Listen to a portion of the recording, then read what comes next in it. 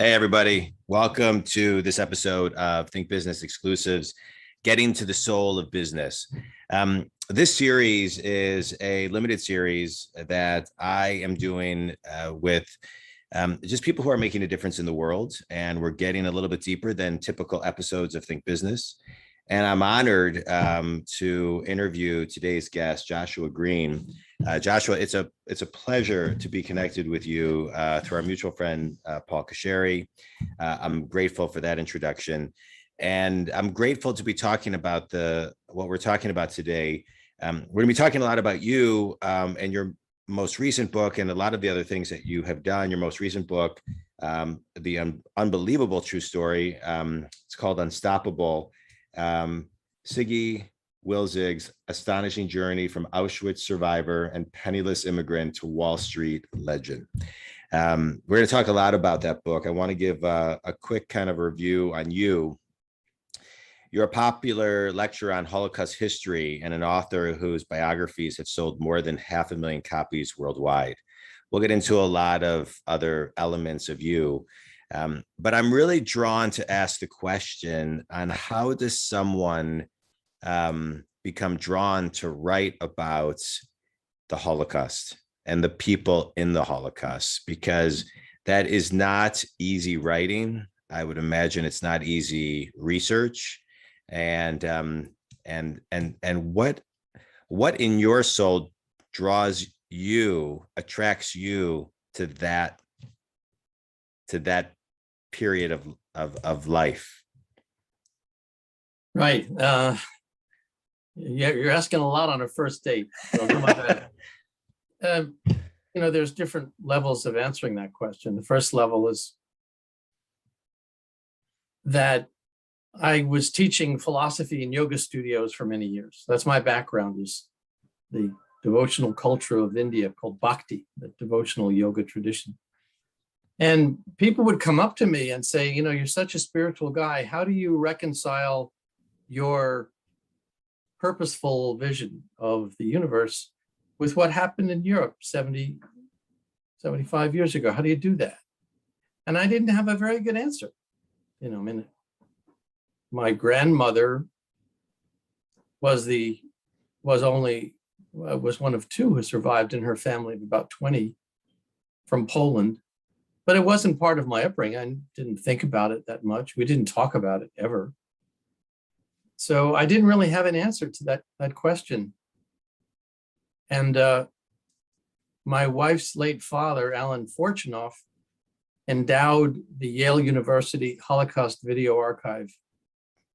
And he asked me back in late 90s if I'd help them with some work they needed.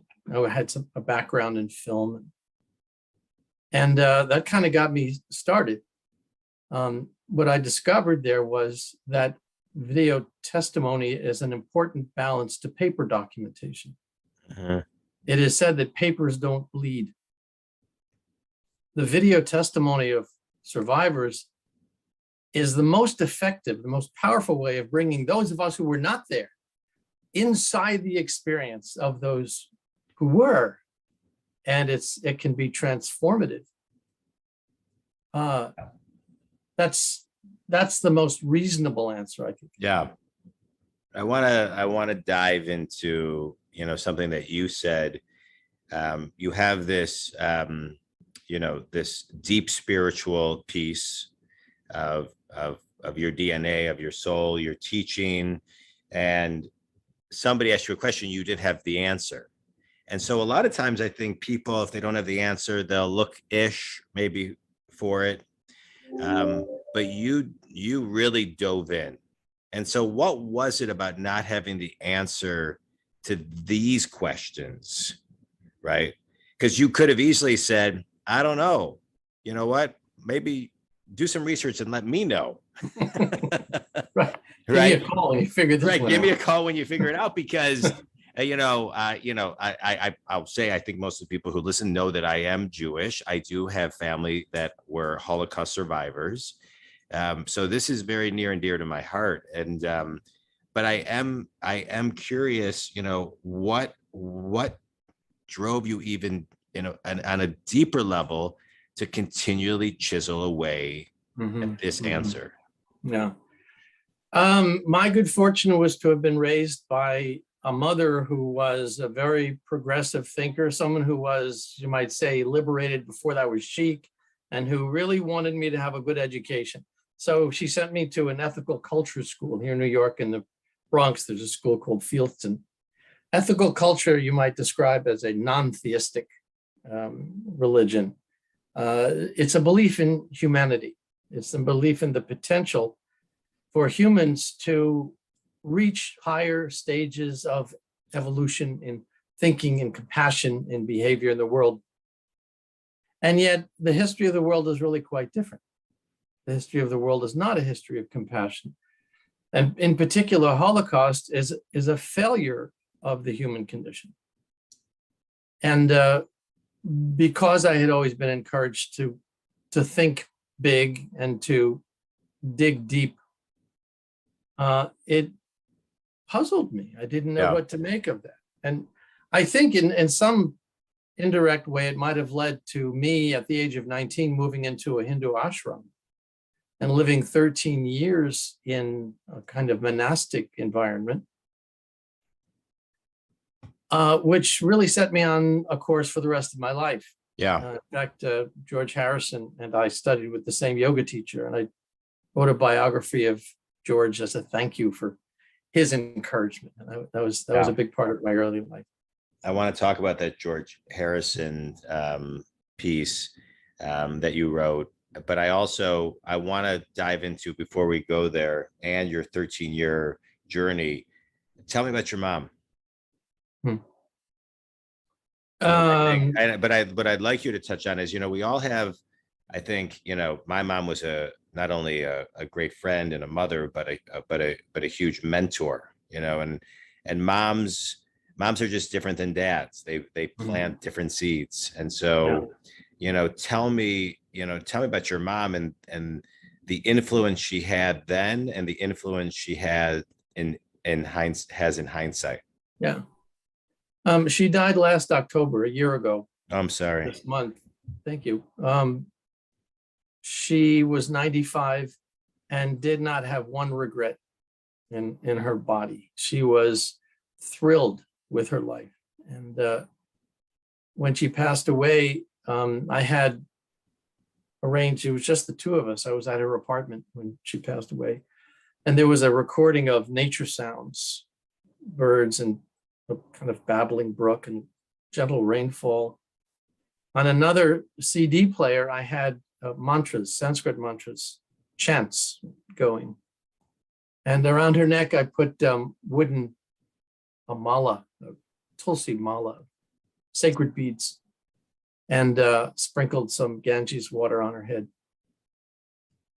And she left like the yogis. She had decided it didn't make sense to just live inside a machine that kept breaking down all the time. So we met with a hospice care person who said, the only legal way you could do this is called VSED. What is that?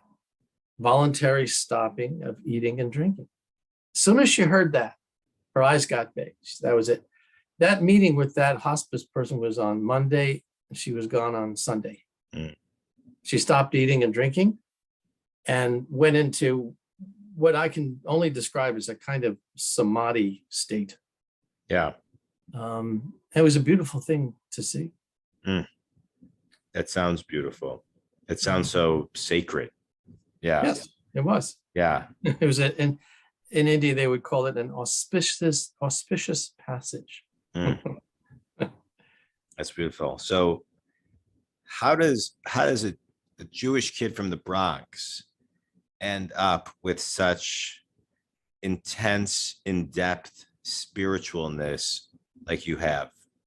Where did that begin? Well, I mean, if I were going to be cute about it, I'd say many lives back. Well, I'm a big believer in that. So, I mean, if you want to, is that real? Do I believe that? Sure, I believe that. Yeah. Yeah. I mean, there's a verse in the Bhagavad Gita that says,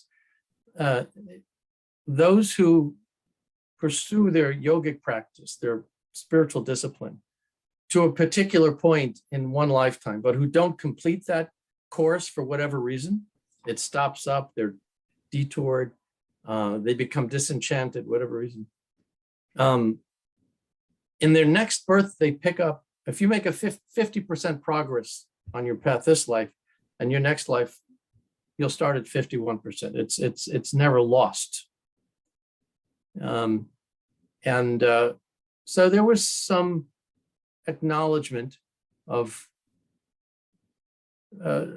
something familiar when I met my teacher, Bhaktivedanta Swami, back in 1969. We're not, directly addressing your questions either about business or the Holocaust, but it is the background to the answers to those questions. Yeah. So I don't mind describing this for you. Yeah. So describe that for me. Take me back to 1969. To me, the answers, we get to the answers, but it's the backstory that shapes the answers. So that's what I love. Now you're talking like a good screenwriter. Yeah. And so take me back to 1969, right? So I am a believer of past lives, a book that changed my perspective on all of that and rocked my world. I'm 49 right now. I'll be 50 next year. So I think I read it 25, 26, 27 years ago. It was Brian Weiss's Many Lives, Many Masters. That was and then Talking to Heaven, I read after that by James Van Praagh. And it began a journey for me to understand past lives, right? Mm-hmm. And what we bring into this lifetime from past lives. Mm-hmm. And so that has been a continual journey for me. So now take me back to your 1969, right? You come into this world, right? Things feel familiar.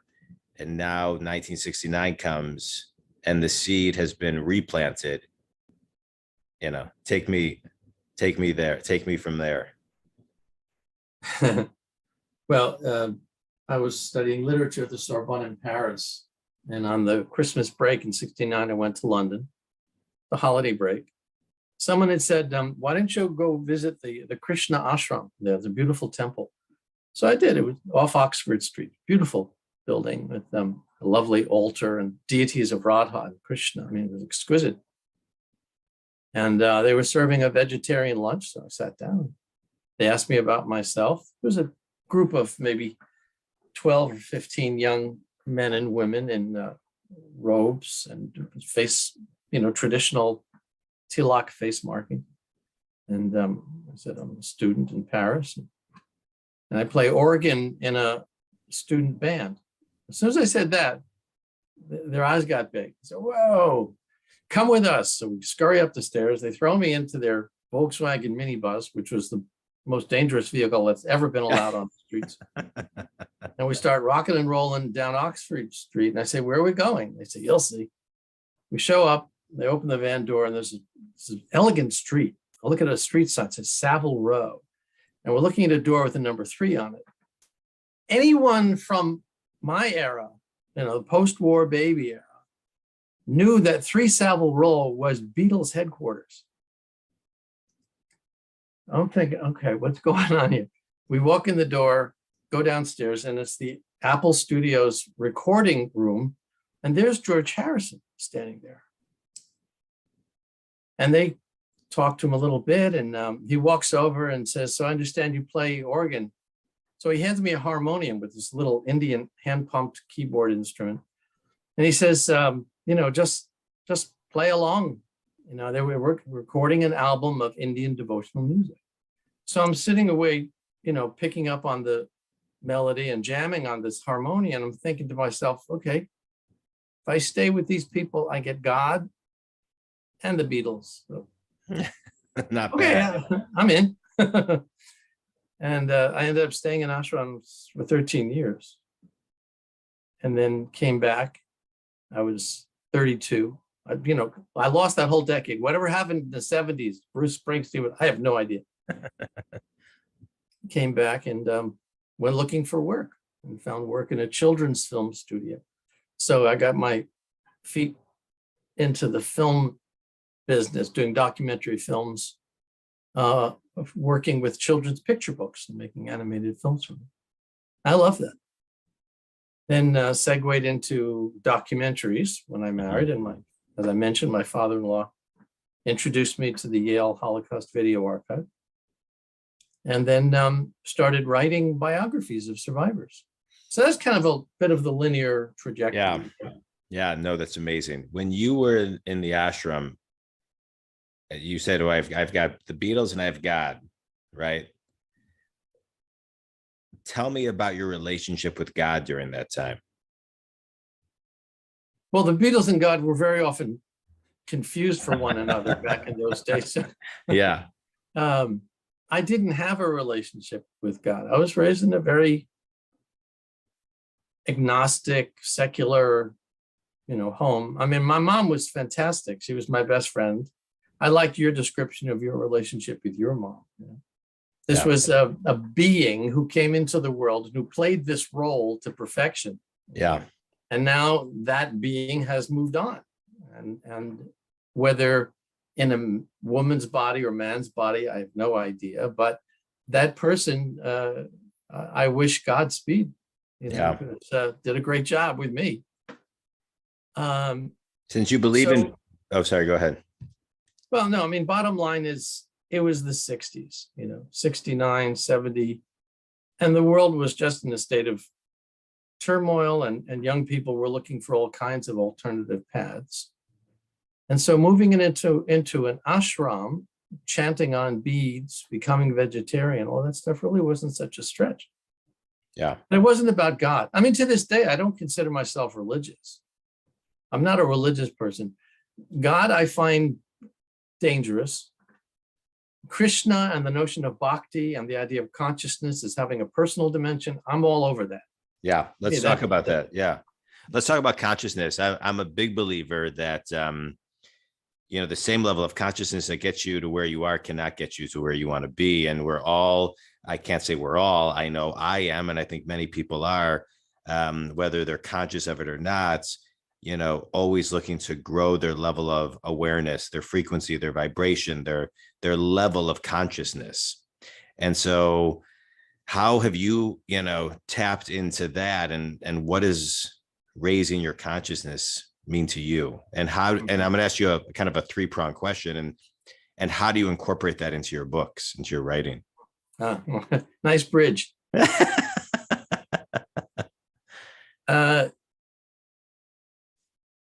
Growing up as an only child of a single mother had advantages and it had disadvantages. And there was a certain insecurity about myself. There was no positive male role model.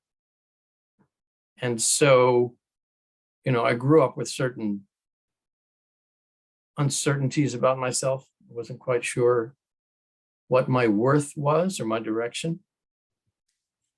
And that was very good because it meant I was open-minded. Yeah. I could explore things. And my mom, bless her heart, was, encouraging that. She said, as long as you're not hurting yourself or anybody else, journey forth, go find out what's your bliss, find out what turns you on. And where I am now, that was more than a half century ago. I'm 71 now.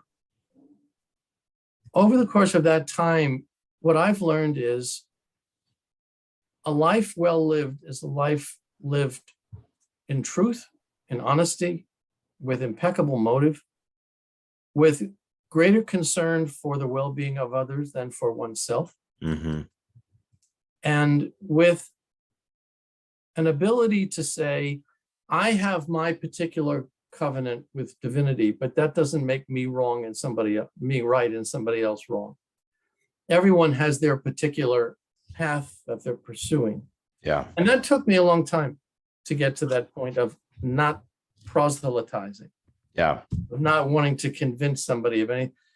This is something that comes up in discussion with my brother all the time. My brother, Brian Greene, is a very well-known physicist. And I mean, I'm mesmerized by his work. He's written a number of best-selling books on string theory and the future of the universe and so on. Wonderful, wonderful speaker, wonderful writer. And when I look up at the night sky, what I see has been enhanced by his work. It's amazing. Where I can't go along with him is his conclusion that if you follow the physics far enough, you'll be able to find the origins of consciousness. That I can't follow. I don't see that the thing that makes us uniquely who we are, and now we're going to get to Siggy, is nothing more than a history of particles and wave forces and functions and energies interacting until they become self-aware. I have a hard time embracing that. Yeah. I think that can lead to some very dark places, and it does. Yeah. And, you don't have to become, a mantra chanting, deity worshiping, vegetarian yogi to be open to the idea that life is permanent. Yeah. That there's something more than the experiences of this one moment, this one frame in a series of frames that we call lives. Yeah. And yet, I think because anything that has to do with that tends to get bunched in with religion and faith and mysticism and things that have not done well historically.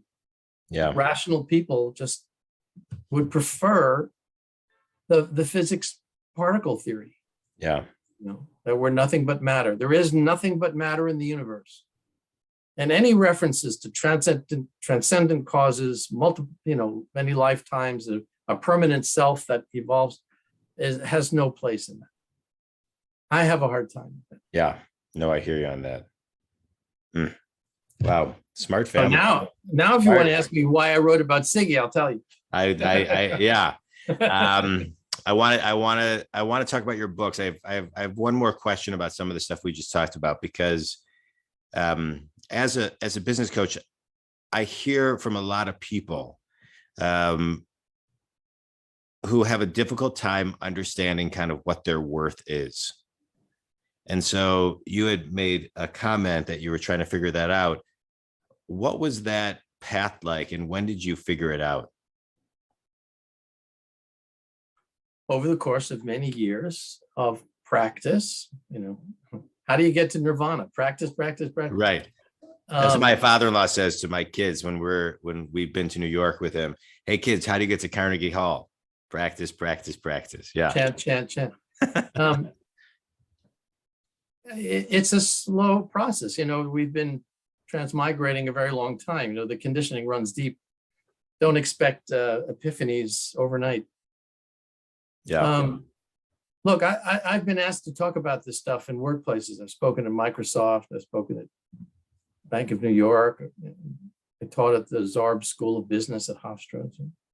Meditation as a tool of enlightened business practice.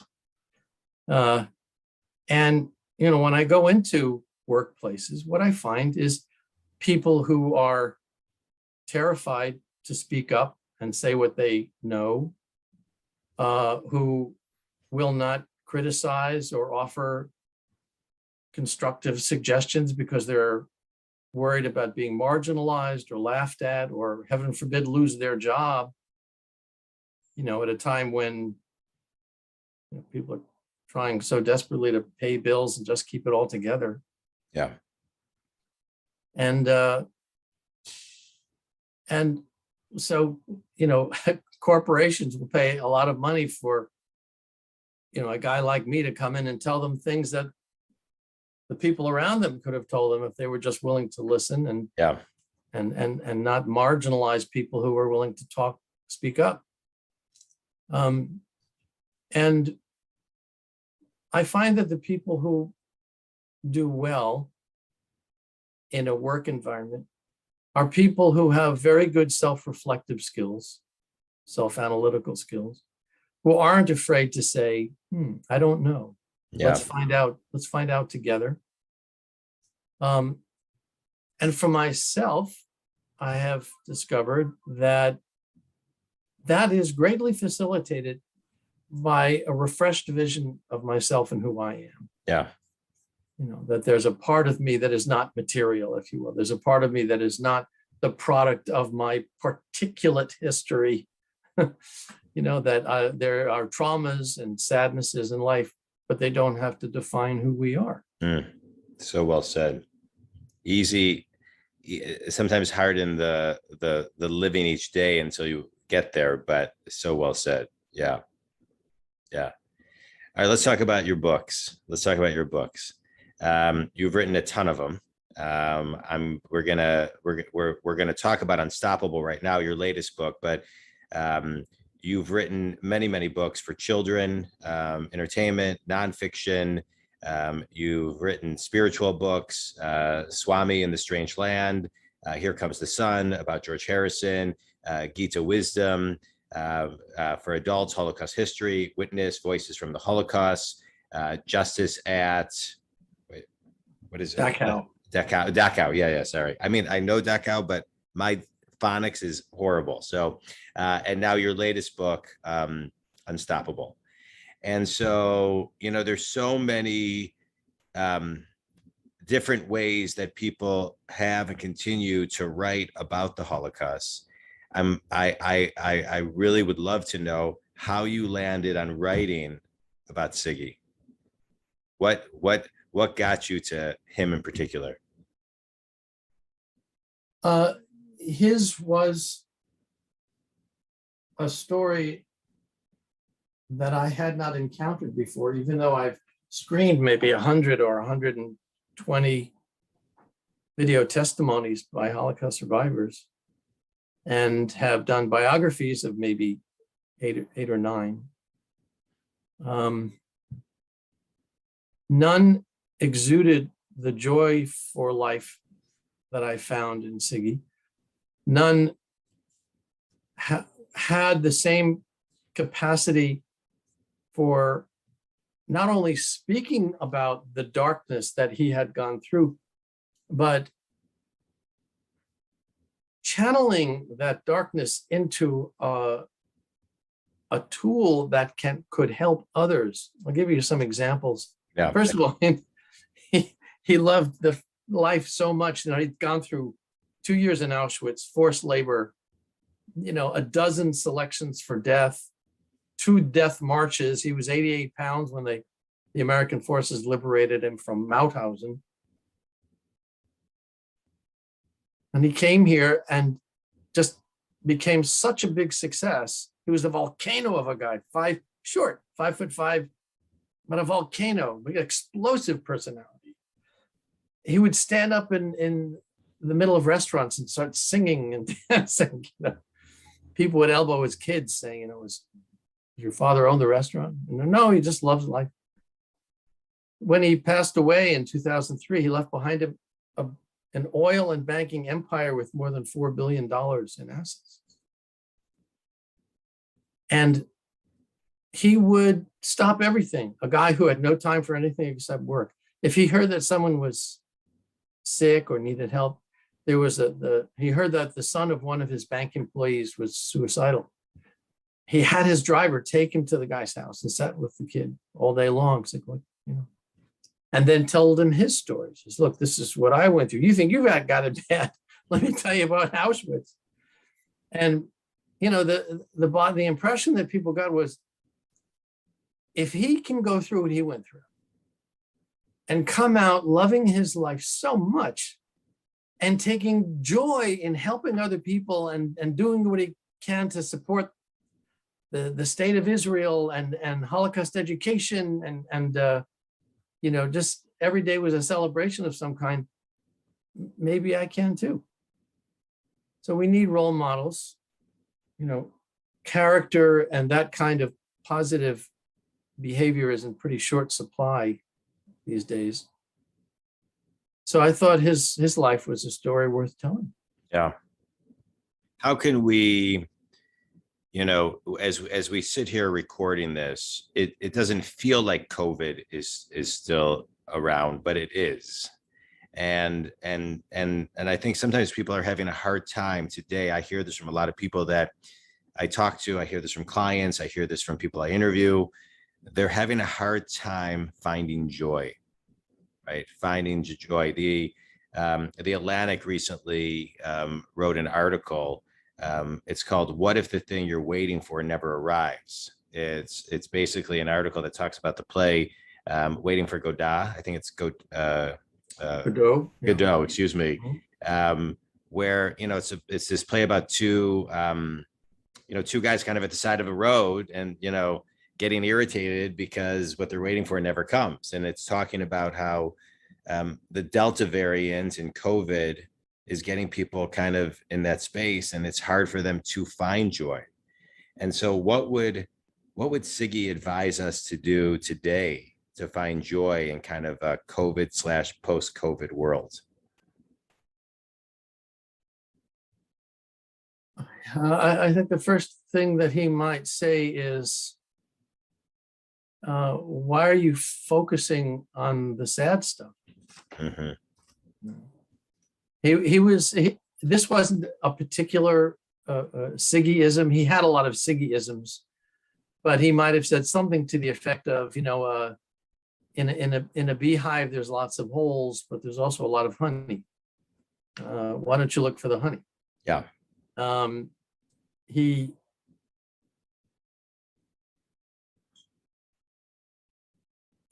wanted people to understand that you're under no compulsion to give in to the sadness.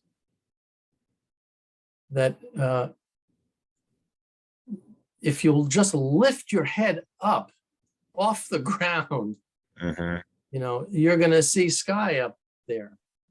He tells a story after he was liberated from the camps, as a gesture of thanks to the American Liberation Forces, he joined the U.S. Counterintelligence Corps. Now, that was the group that Simon Wiesenthal was a part of, that went hunting for Nazis who had fled the camps and were hiding out in villages and forests and so on. And his job for the CIC took him on his first plane ride.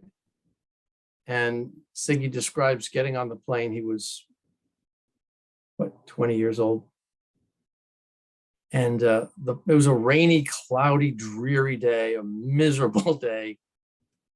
The plane took off and climbed, pierced through the cloud bank into the brightest sky you could ever imagine. It was a beautiful, bright blue sky and a shining sun. And Siggy said, in the camps, people were so horrified by what they had to see. They often wondered, is there even a God? Maybe if there was a God, he left. He's not interested in us anymore. Siggy said, when that plane broke through those clouds and I saw that bright, beautiful sun, my faith was confirmed. And he said, it was the Almighty speaking to me.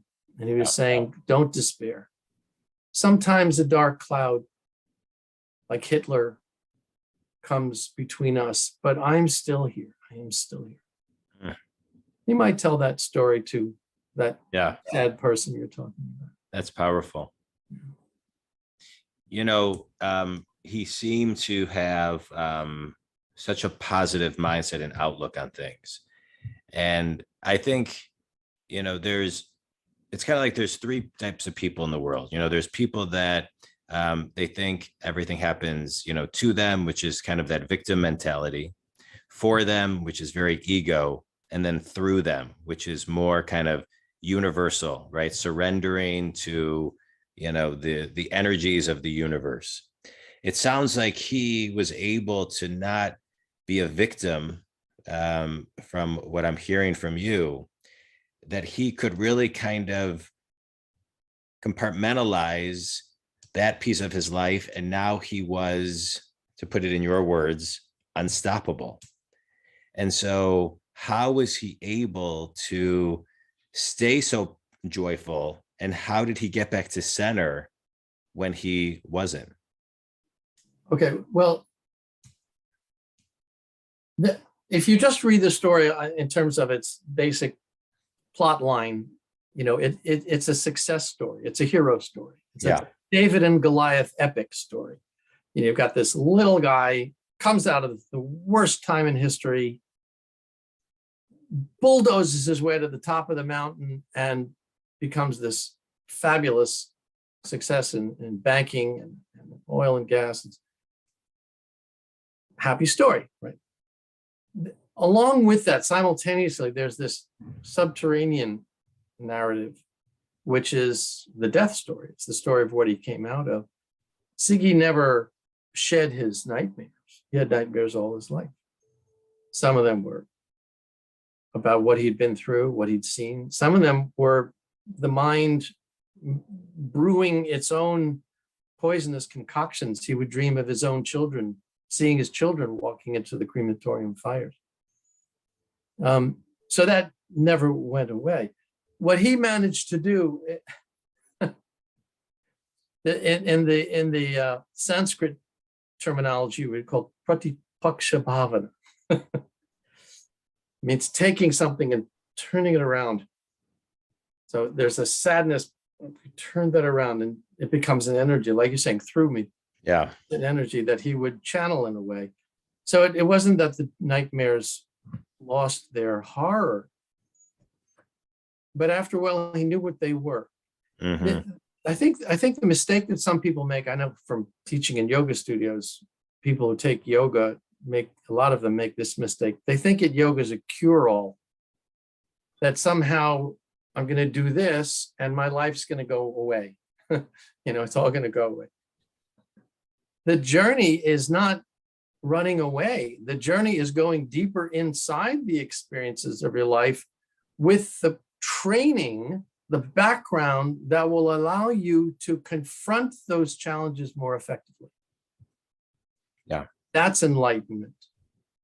That's the journey.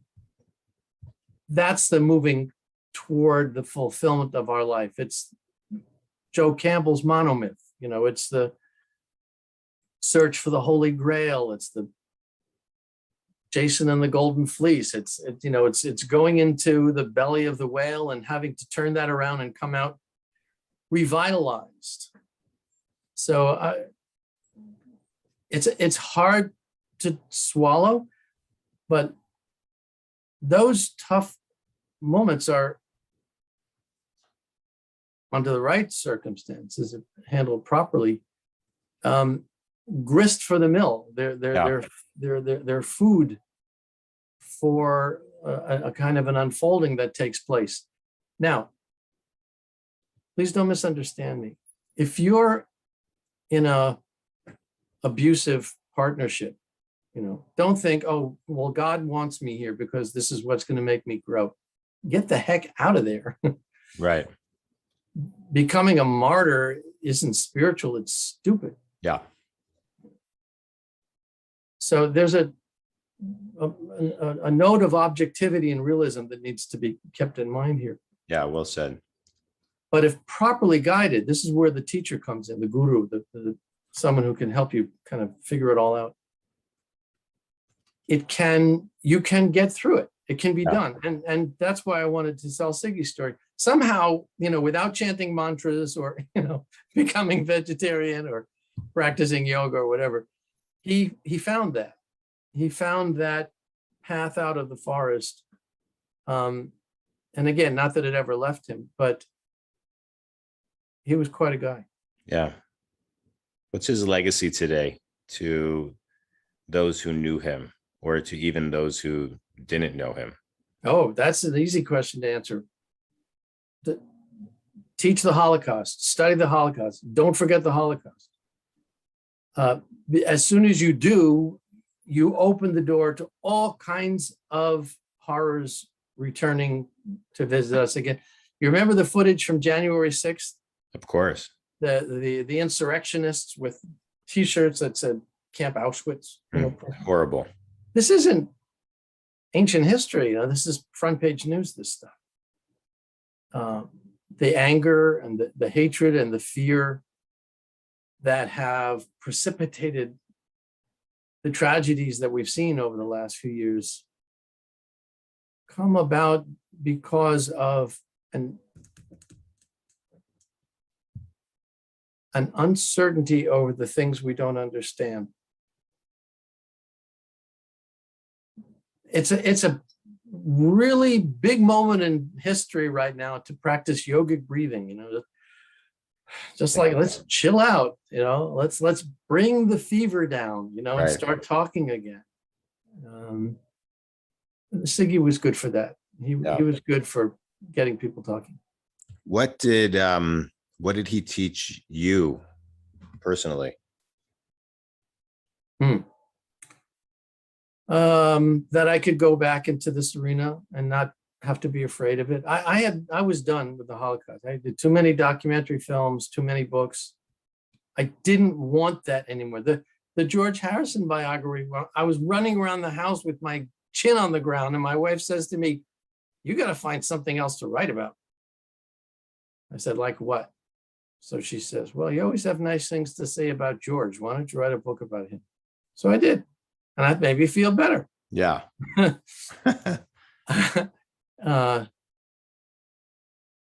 What I discovered was that it was possible to go back into this arena and not die.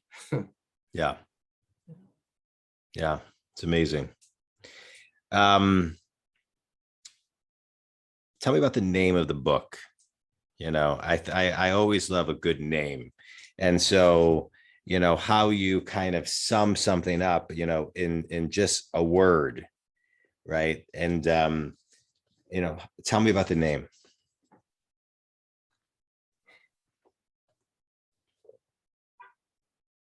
One of my inspirations in life is a bhakti poet, a devotional poet from the 1600s.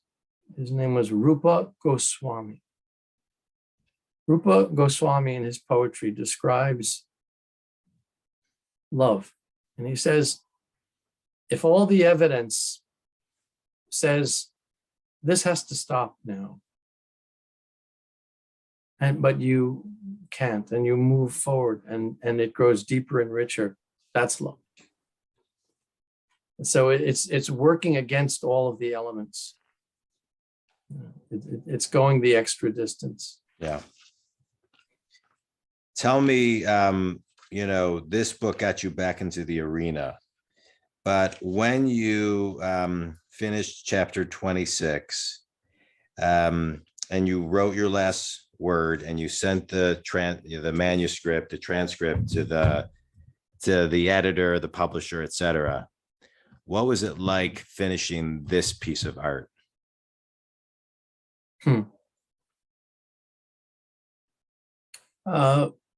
When I first got into this horrible line of work, a very well-known editor said to me, "Be prepared to not like anything you do ever again."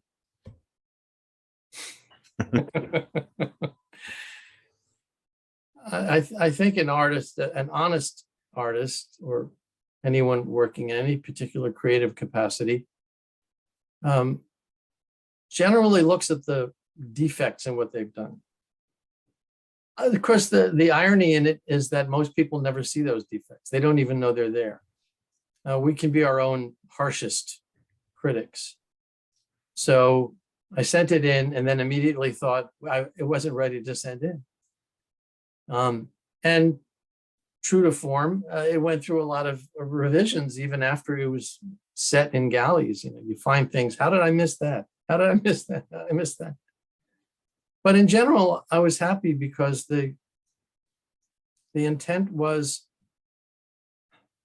to offer people something that would be inspiring, that would say, we humans are capable of such extraordinary things. having gone through the darkest of times, Yeah. having gone through circumstances that from a distance, you would say it's impossible to survive that. Yeah. And yet life perseveres. You know, there's something so magnificent about the human state. Yeah. And it's good to be reminded of that. What an amazing, journey you have been on and continue to be on. And, so let's go back for a minute to that yoga studio where people kept on asking you questions. And you thought to yourself, I don't have the answer. So take me to one of those students that asked you a question. How would you answer that today? If the question was, you have such a beautiful view of a purposeful creation, how do you reconcile that with what happened in Europe 80 years ago? Correct. Have you found the answer? I've found a cliche. Yeah. Or if you will, a short form answer. And it is that when we turn away from our true nature, when we turn away from our true self, we can fall very, very, very far. Yeah. When we turn toward our true nature, we can soar very, very high. Mm. It's beautiful. It's beautiful. Everybody can buy the book on Amazon, as well as all of your other books. Tell everybody one thing. We've talked about your journey, Siggy's. What do you want your legacy to be 100 years from today? Well, you really do expect a lot on a first date. I'm 100 years from now. I hope I've disappeared from the scene. I don't think I'm all that special. I don't really think there's anything that, I have to preserve in stone for some reason. Yeah. The books will be around, and I think they may be of some value to some people. And that's a consolation, if you will, to our mortality. Yeah. No, I'm comfortable. I have no, like my mom, I guess, I have no regrets. Yeah. I have 2 wonderful kids. I'm surrounded by the love of my family. Yeah. Tell me about your family. Well, my wife is a retail executive, and she has the only key to the closet where my old monastery robes and beads are hanging. My son is a marvelous, marvelous, marvelous soul who is a pilot for Southwest Airlines. He's 42. Our daughter is 31. She is finishing a PhD in philosophy. Where she got that idea from, I have no idea. And